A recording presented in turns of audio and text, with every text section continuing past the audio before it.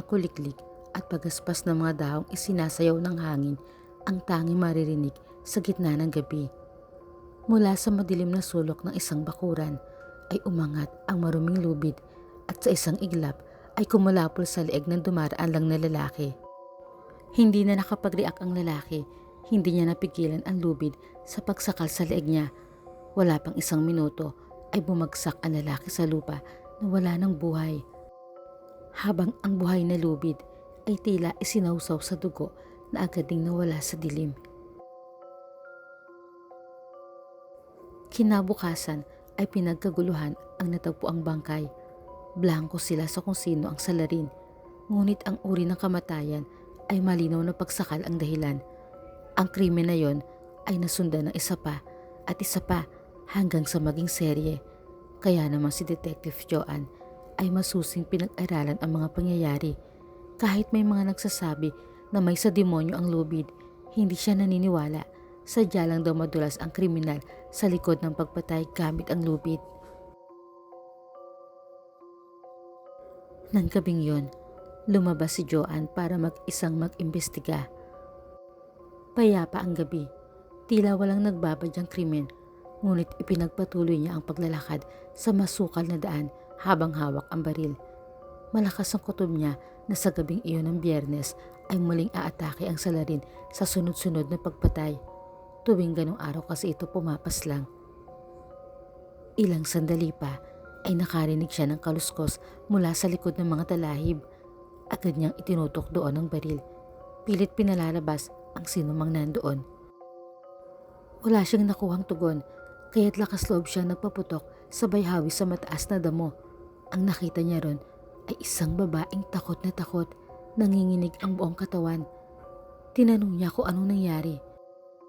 Anito sa mahina at putol-putol na salita, gusto siyang patayin ng demonyong lubid.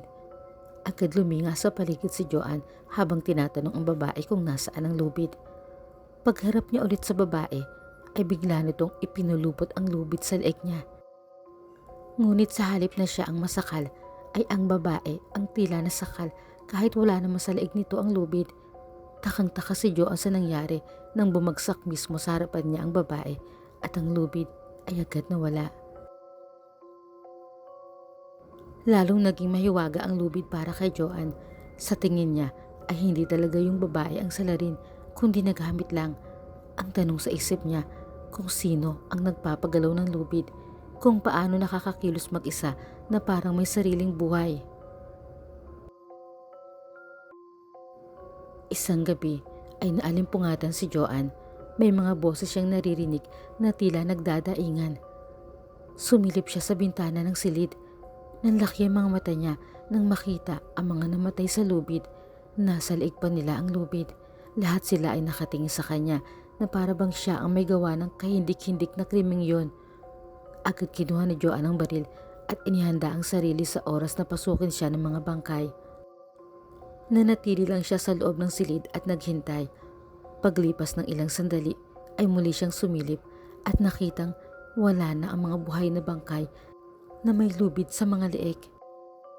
Subalit pagharap niya sa loob ng sariling silid ay nabulaga siya ng isang demonyo.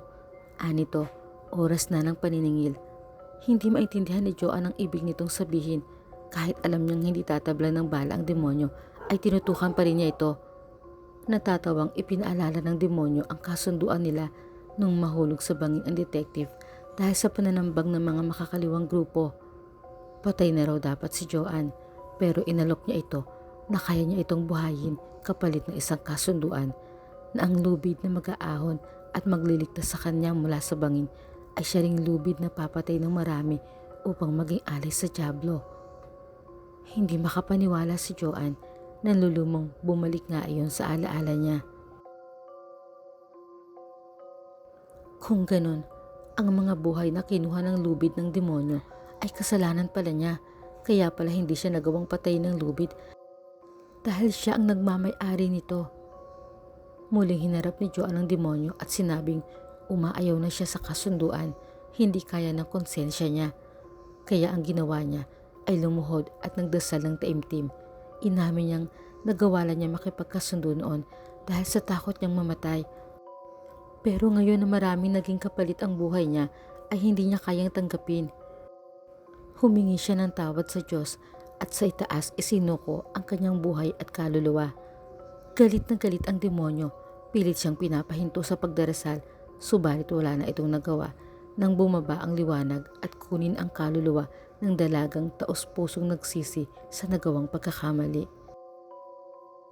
Ang lubid ay muling umatake. Sa pagkakataong yun ay pumulupot sa leeg ng demonyo at hinila ito pabalik sa impyerno.